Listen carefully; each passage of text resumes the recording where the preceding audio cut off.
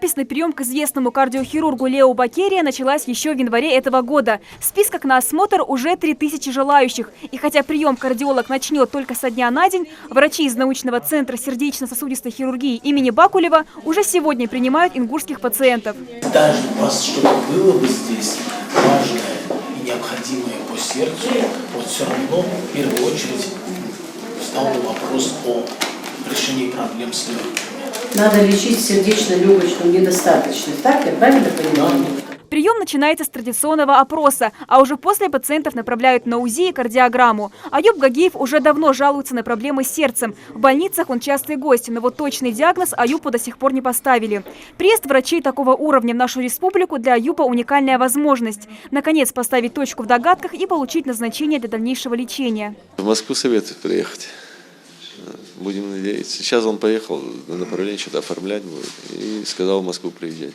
Значит, вы к нам приедете, мы вам выполним коронарографию по программе ОМС, абсолютно бесплатно. Для этого вам надо здесь по месту жительства, я сейчас отмечу, пройти ряд исследований.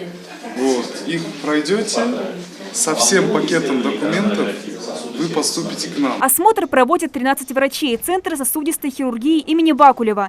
Среди них специалисты ультразвуковой диагностики, сосудистые хирурги, аритмологи, а также врачи общего профиля. А уже в Республиканской детской поликлинике осмотр проводит бригада врачей.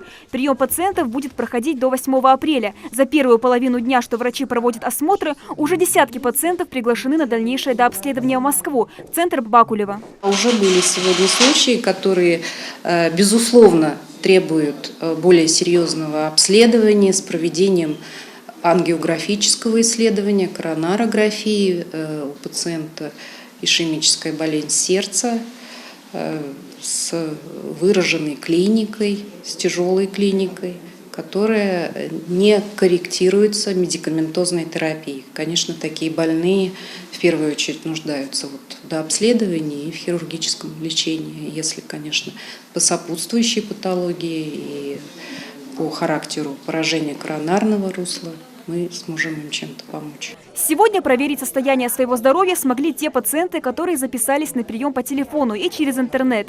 Все остальные желающие смогут пройти осмотр в следующие 3 дня в Республиканском кардиологическом диспансере в Магасе и Республиканской поликлинике. Осмотр детей будет проходить в Республиканской детской поликлинике. Те, кто не успел записаться по каким-то причинам, я думаю, что будет возможность, и уверена в этом, будет возможность посмотреть абсолютно всех пациентов, желающих пройти это исследование. И хотела бы еще сакцентировать внимание на том, что никаких талонов, никаких записей по минутам нет, поскольку очень большой поток больных и невозможно расписать это по минутам. Будет живая очередь, но никаких таких нагрузок, пробок не должно быть у нас. Все спланировано, все организовано. Сам Лео Бакерия начнет осмотр в ближайшие дни. Его приема ожидают тысячи больных. Особенно важны его рекомендации для пациентов, которые уже стоят на учете в кардиологическом диспансере. Это же самый лучший у нас считается в России врач-кардиолог. И не только в России. И, по-моему, любой даже, который и не знает, где, с какой стороны сердца, и то не отказался бы послушать его мнение о своем сердце. Тысячи спасенных жизней и уникальной операции. Гениальный кардиохирург Лео Бакерия первый в мировой практике начал широко применять искусственное кровообращение в барооперационной. В 1972 году благодаря его эскизам была создана операционная с повышенным атмосферным давлением внутри. Условия в такой барокамере можно сравнить с погружением под воду в 25 метров в глубину.